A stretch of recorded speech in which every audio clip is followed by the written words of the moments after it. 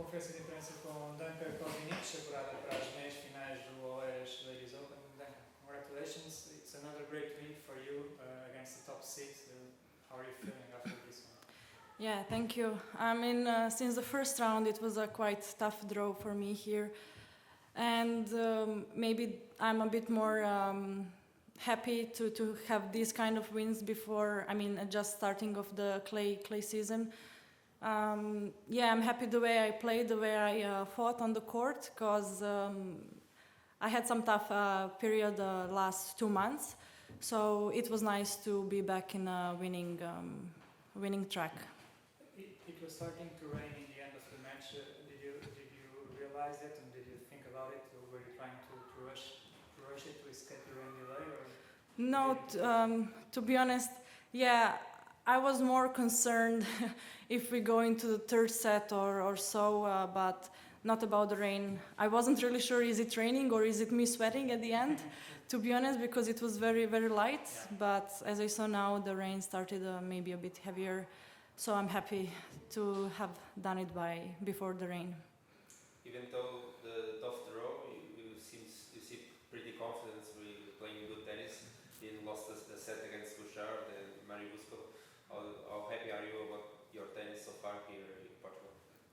Yeah, I cannot say that I was that much confident in the first round. Maybe I was just behaving good on the court and not showing all the emotions.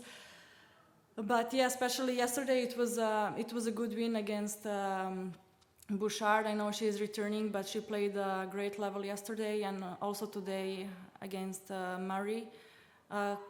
Completely different opponents, so I'm happy that I adjust my game to both of them.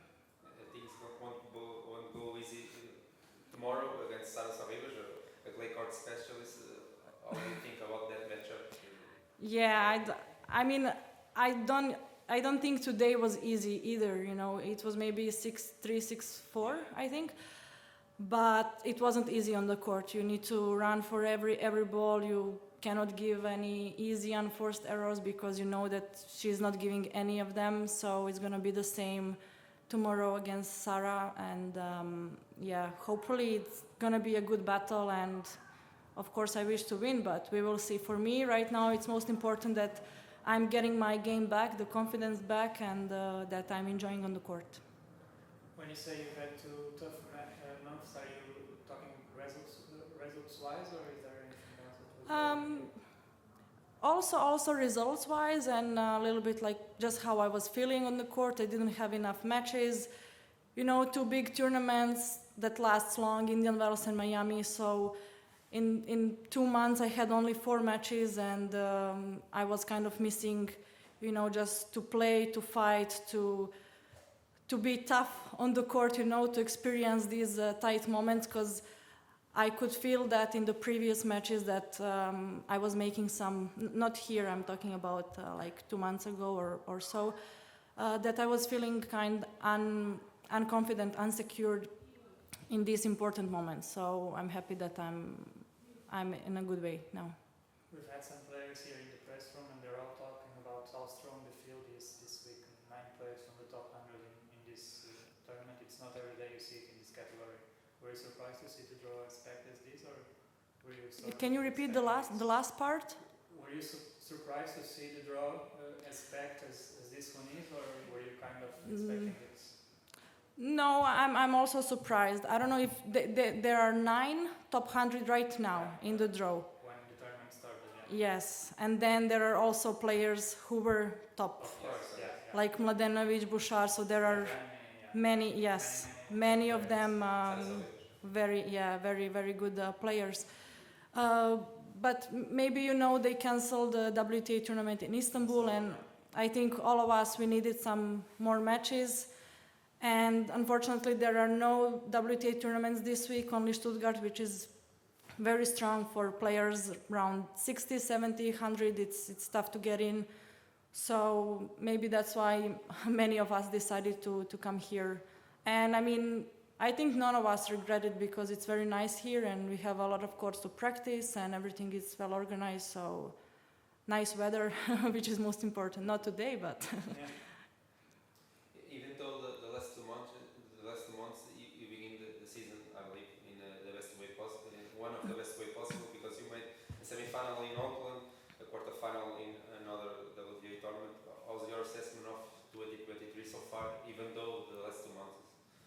It was all right.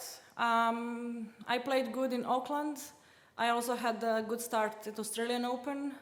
It was a bit weird match with a heat delay, then rain delay, but I was playing good there also in Lyon, as you said, but then after Lyon, I had a small injury. I wasn't away long from the court, maybe 10 days, but I don't know, somehow it was tough to get back on track after that, and I went for strong tournaments which I wanted to play, Dubai and also Indian Wells, Miami. So I got some losses there, and you start to feel unconfident a little bit, not enough matches, not enough points to feel your game, and it was just this. But so far it's all right. It's a long year. And like you said, you are one of the top players in this tournament. You made three finals on the WTA Tour. I believe a couple of 100k wins on your career. When a player like you play this kind of tournament a little bit lower, do you feel like you can win against everyone? You are one of the favorites to win the tournament? Well, no, especially not here this week.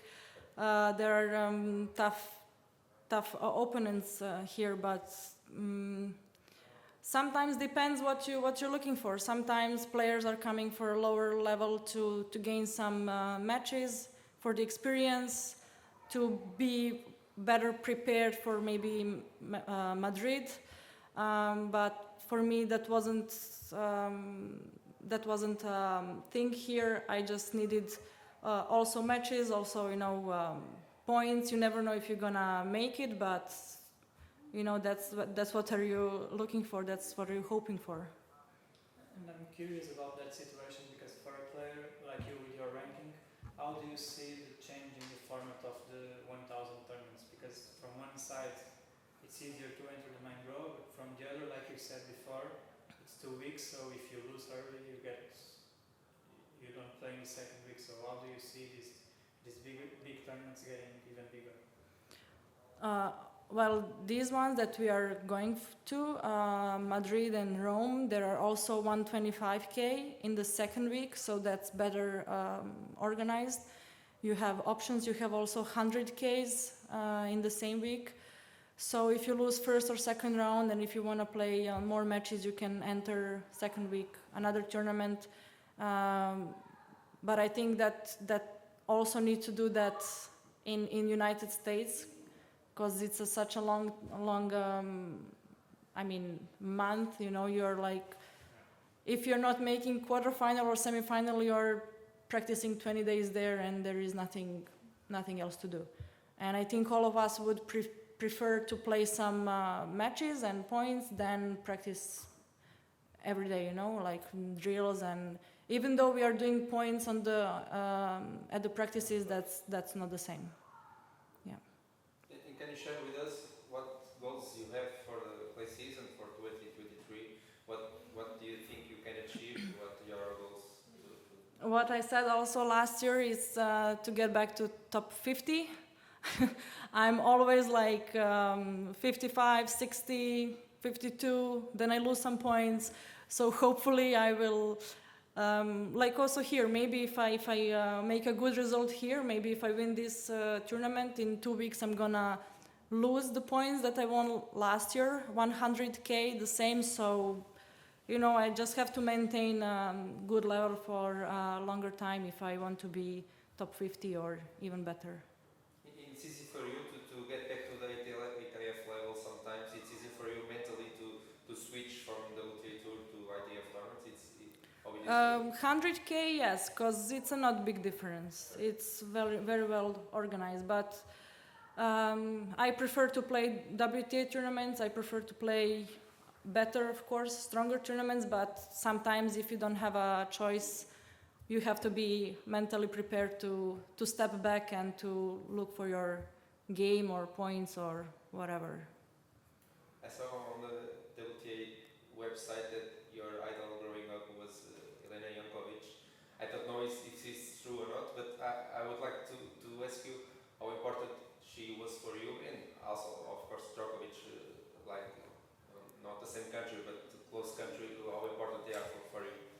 Yeah, I mean, that's true.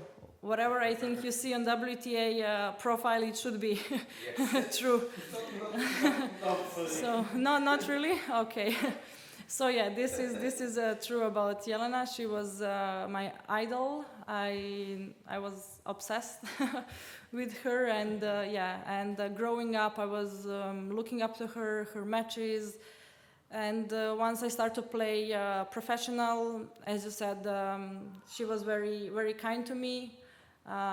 She was open to talk about anything, to give me some advices. Even today, we are in touch. We are good friends. So, yeah, I'm happy to have her. What advice did she give to you that remains in your career? I don't remember, to be honest. I don't remember. We were talking mostly other things, not yeah. That is what No, like when I was younger, maybe 15, 16, I was asking her tennis questions and everything and looking at her like, like there's no one else existed. But later on, we were more like friends. I didn't ask for like any advices or something like that. And can you explain how important was it for you when you were, I don't know, 15, maybe 14, to see someone from your part of the world become world number one? How important was it for you in terms of inspiration? Oh, I can do this as well. I never thought, I was never thinking I can do that. I think I wasn't even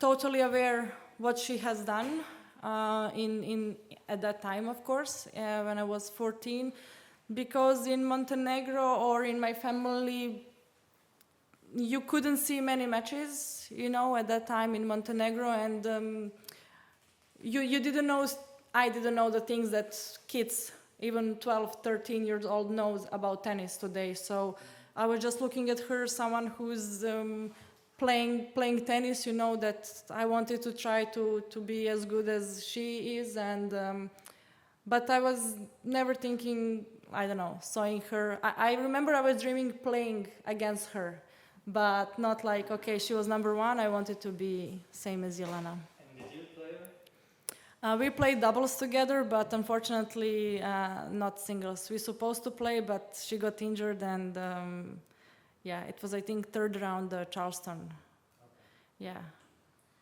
I was pretty sad.